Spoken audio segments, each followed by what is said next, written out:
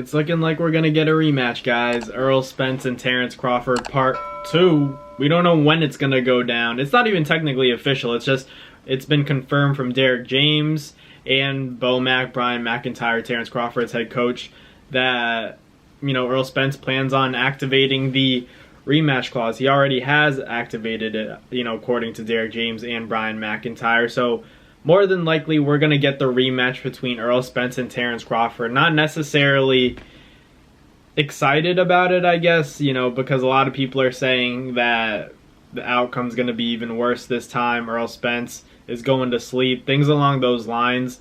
And I'm not mad at you for saying that as a fan, but you can't help but wonder if Errol Spence is, what's going to be his motivation for this fight. Obviously, he took a beating that he's going to watch that fight back and say, man, that's probably the worst I've ever looked. I don't think it could get much uglier than that. But I don't know if Errol Spence would be able to turn the tide in terms of, can he beat Terence Crawford in a rematch? I never say never.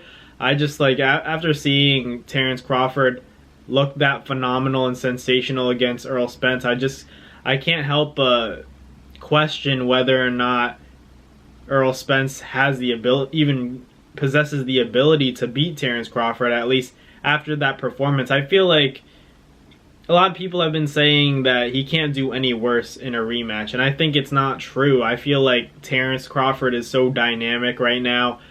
The hand speed, everything along those lines is going to end up being too much. It's a tough matchup for Errol Spence, period. Somebody that can counterpunch.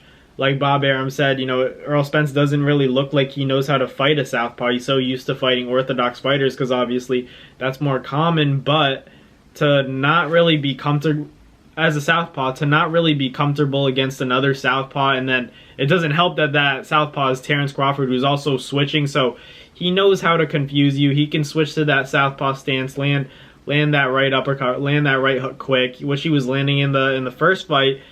But I just can't help but wonder, I think Errol Spence can do a lot better because obviously I think we're all going to agree that the bar for his performance for a guy like Errol Spence's caliber, wasn't too high at all. It was honestly close to the floor. So I expect Errol Spence to have, much more progress than he did.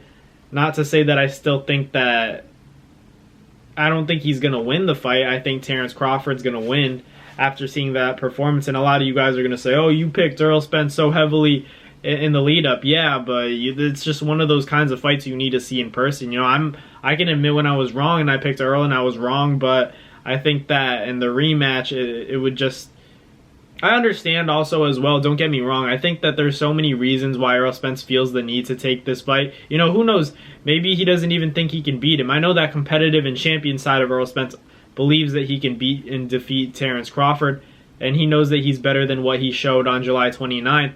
But I think it's too fresh. I don't think he can come up with the formula to beat Terence Crawford, coming off that beating, that stoppage loss. I don't think he has enough time to make the adjustments. Even as good as Errol Spence is, I don't think he has enough time to make the adjustments that are necessary to, improve and possess the ability to beat Terence Crawford. I don't think there's enough time. He would need, a year or more, at least. I just don't see him turning the tide like that. Now, Errol Spence, don't get me wrong, he's a phenomenal champion. He beats, most, if not all, other welterweight fighters, but at this point, we don't even know if the fight is going to happen at 54. It could happen at 47 again, and we know that Errol Spence might not take the fight if Terence Crawford, because he's the champion, he gets to determine what the weight's at. If Terence Crawford signs that contract and says, I want the fight at 147, we don't know how Errol Spence is going to respond. Maybe that could be a cop-out for Terence Crawford to, eventually fight the winner of Canelo and Charlo. That could be a cop-out, But I expect Terence Crawford to be fine with making the fight happen at 154 because I feel like his confidence right now is through the roof, to be honest with you guys.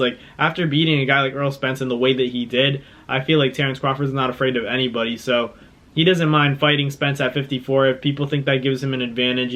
That's what everyone was saying in the lead up to this fight, and look what happened. So I think in a rematch, Terence Crawford wouldn't have a problem going to 54, having the fight signed at 154 pounds, because I think he's confident right now. He's feeling himself. He got active against Errol Spence, as he said. and he's just a dangerous fighter right now. I don't think there's really anybody in the sport of boxing that beats Terence Crawford, and that includes Canelo Alvarez. You know, I think that's a great fight.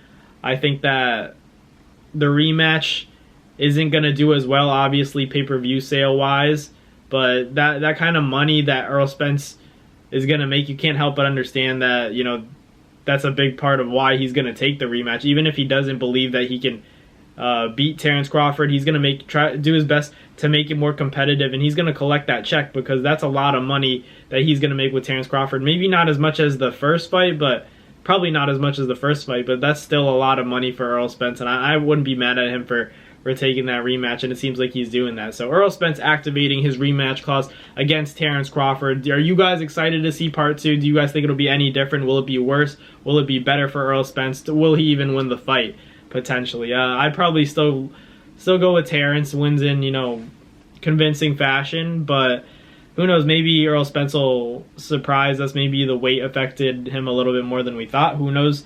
But let me know in the comments what you guys think. But thank you guys for watching. Thank you guys for the constant support. Like, comment, and subscribe. And I'll catch you guys next time. Peace.